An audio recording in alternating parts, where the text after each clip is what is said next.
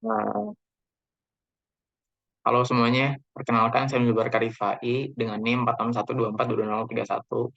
Di sini saya akan menjelaskan proposal bisnis yang telah saya buat, yang dimana bisnis dari proposal tersebut itu tentang coffee shop, bisnis coffee shop dengan nama Eco Brewness. Cuman di dalam penjelasan proposal bisnis ini tidak begitu mendalam hingga sampai ke penjelasan tentang keuangannya, perencanaan keuangan. Nah, namun di sini saya akan lebih menekankan kepada eco-brewness-nya itu sendiri. Nah, jadi ini adalah alasan kenapa eco-brewness itu bisa hadir, bisa dibangun. Nah, masalahnya itu eco-brewness itu sendiri ada di Gunung Pati, yang dimana di Gunung Pati itu terdapat Universitas Negeri Semarang. Bukan hanya itu, ada SMP, ada SMA di sana. Jadi pelajar itu ngumpul di Gunung Pati. Dan setelah kami survei, itu mereka kesulitan mencari tempat nugas. Jadi banyak mahasiswa yang memilih tempat burjo sebagai tempat untuk mereka mengerjakan tugasnya di saat mereka bosan mengerjakan di kos atau di area komplek UNES. Nggak ada yang salah sebenarnya dari burjo, cuman menurut kami dibutuhkan tempat yang mendukung kenyamanan dan ketenangan, bukan kebisingan, untuk mereka bisa maksimal dalam mengerjakan tugasnya atau hanya sekedar membaca-baca buku. Jadi butuh tempat yang memprovide kenyamanan, bukan kebisingan. Dan saya rasa Burjo itu bukan tempat yang seperti itu gitu. Lalu solusinya itu eh, adanya eco-brewness itu sebagai solusi dari masalah yang tadi. Karena di eco-brewness ini sangat memperhatikan kenyamanan dan ketenangan dan seperti coffee shop pada umumnya, signature dish atau menu utama dari Eco Brewers itu sendiri adalah kopi, bukan makanan berat, karena menyesuaikan dengan target market kami juga. Lalu kenapa namanya Eco Brewers?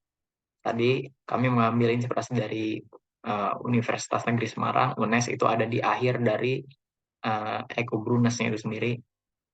Lalu kenapa Eco Brew? Karena kami memperhatikan lingkungan di setiap operasional yang kami lakukan.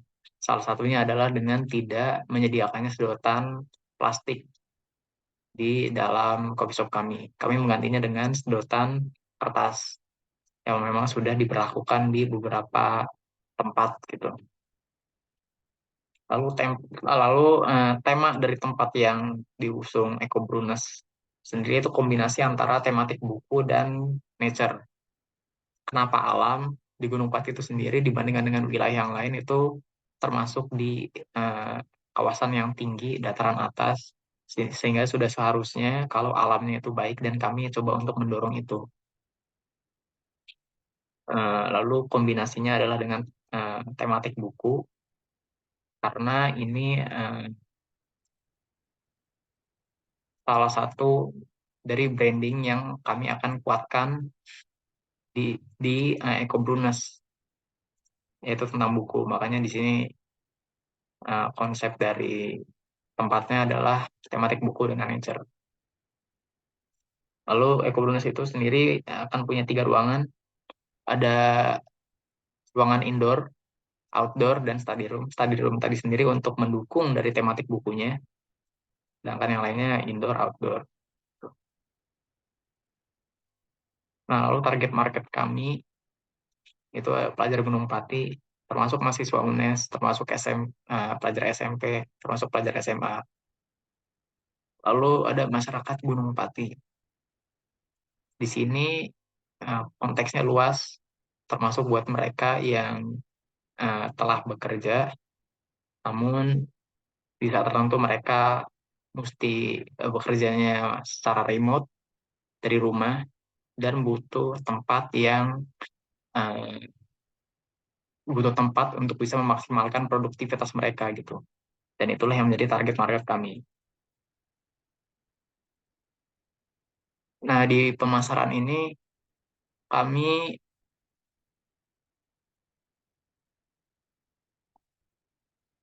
kami menerapkan marketing funnel. Itu adalah corong dari pemasaran, konsep dasar atau fundamental dari pemasaran. Yang pertama, corong yang paling besar adalah awareness. Di awareness ini itu kesadaran dari customer atau konsumen terhadap produk atau jasa yang perusahaan tawarkan. Jadi kesadaran konsumen terhadap produk atau jasa yang tersedia pada perusahaan itu menjadi alasan perusahaan memiliki pasarnya serta dapat selalu bertumbuh dan berkembang. Dan dalam mencapainya itu dibutuhkan aktivitas branding yang harus dilakukan secara konsisten, membawa visi dan tujuan dari perusahaan tersebut. Branding yang Eko Brunas coba untuk kuatkan itu bahwa kami adalah coffee shop dengan tempat yang tepat untuk belajar, bekerja, atau membaca buku. Lalu membangun branding tersebut agar kuat dan melekat pada Eko Brunas, kepada coffee shop kami, itu kami akan melakukan beberapa strategi seperti kolaborasi dengan toko buku tertentu, dengan harapan mereka dapat menyuplai atau meminjamkan bukunya pada perpustakaan mini kami. Dan eh, yang strategi yang lain itu kami akan secara konsisten membuat acara yang juga kolaborasi dengan komunitas baca buku untuk mengkampanyekan orang agar mulai rajin dalam literasi. Karena eh, melihat indeks literasi masyarakat Indonesia sendiri itu di ASEAN itu termasuk yang di bawah. Jadi kami ambil langkah coba untuk menaikkan indeks literasi masyarakat tersebut. Nah, lalu setelah customer atau masyarakat sudah sadar dengan produk yang kami tawarkan, mereka akan melakukan visit. Visit ini berarti itu kondisi di mana customer itu mempertimbangkan apakah produk ini itu tepat untuk mereka beli, gunakan atau tidak gitu. Dan di bisnis coffee shop menurut kami itu ada dua tempat visitnya. Yang pertama adalah di sosial media dan yang kedua adalah di venue-nya langsung. Nah, di tempat visit ini cukup eh, krusial, yaitu tadi momen di mana si masyarakat atau customer itu mempertimbangkan produk yang kami tawarkan, maka dibutuhkan kalau di sosial media itu desain dari konten-konten yang menarik. Kalau kami, karena sesuai dengan brandingnya tentang buku, itu kami akan menghadirkan konten-konten Instagram dengan format carousel yang berkaitan dengan buku. Ya, contohnya rekomendasi buku, atau review buku, atau yang lain-lain. Dan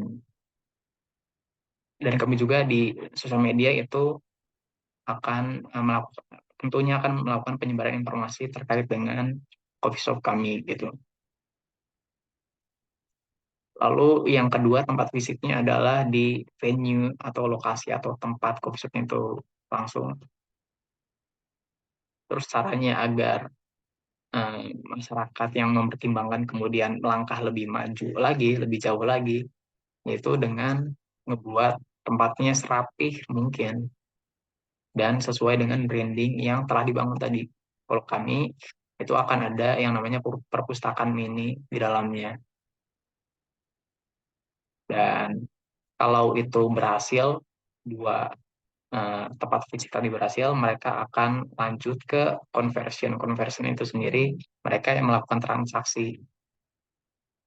Dan di kami itu transaksinya ada dua, yang pertama offline dan online. Kalau offline yang mereka langsung ke tempat kami, atau yang online itu akan kami uh, taruh di beberapa aplikasi pemesanan makanan kayak contohnya GoFood, GrabFood, ShopeeFood, atau yang lain-lain.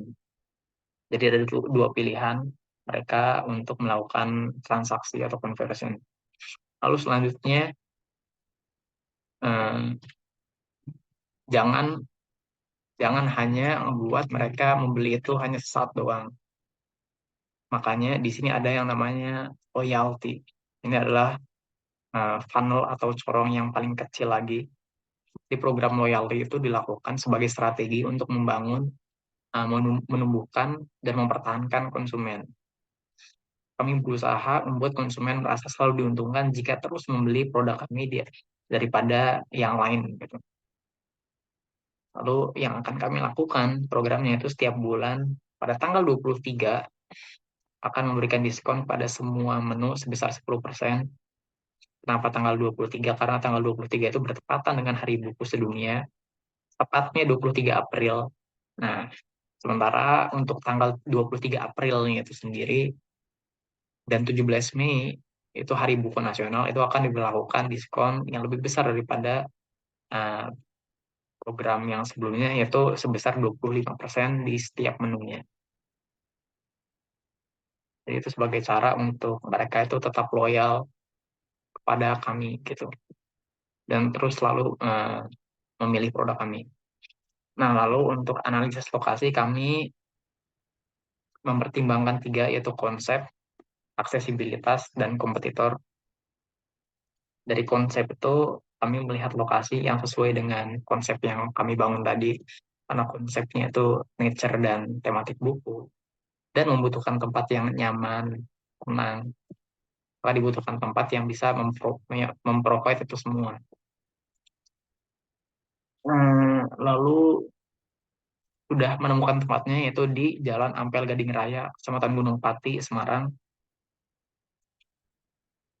Nah, menurut kami itu ada 6 jalan aktivitas transportasi di eh, daerah sekitar UNES. Itu diantaranya itu ada Jalan Taman Siswa, Jalan Sekaran Raya, Jalan Benaran Raya, Jalan Kolonel Hadianto, Jalan Patemon, dan Jalan Ampel Gading Raya.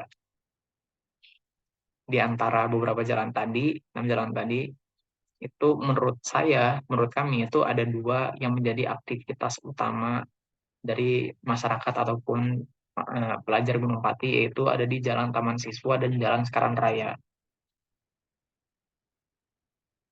Cuman kedua jalan tersebut tidak mendukung dari konsep yang kami bawa. Jadi kami tidak pilih jalan tersebut. Lalu dari segi aksesibilitas, dari aspek aksesibilitas sendiri, menurut kami cukup oke, karena tidak begitu jauh, bahkan dari jalan-jalan tadi yang udah kami sebutkan tidak begitu jauh, dan di Jalan Ampel Gading Raya itu sangat dekat dengan mahasiswa yang tinggal di asrama UNES Putri. Itu sangat oke akses, bahkan dengan jalan kaki itu nggak sampai 2 menit mereka nyampe gitu. Jadi dari aksesibilitas ini cukup baik menurut kami. Lalu dari kompetitor, berdasarkan survei yang kami lakukan, nggak banyak bisnis serupa yang ada di sekitar lokasi tersebut. Kami melihat terdapat 4 bisnis F&B yang ada di sana. Itu diantaranya ada Warmindo, warung makan Cak Bams, ada tempat fried chicken, dan bebek ayam Mas Budi. Dari keempat bisnis tersebut itu berbeda target pasar dengan kami, meskipun kita semua termasuk F&B. Sehingga menurut kami mereka bukan ancaman dan pemilihan lokasi telah tepat. Nah, kurang lebihnya itulah penjelasan dari proposal bisnis coffee shop kami. Kurang lebihnya mohon maaf. Wassalamualaikum warahmatullahi wabarakatuh.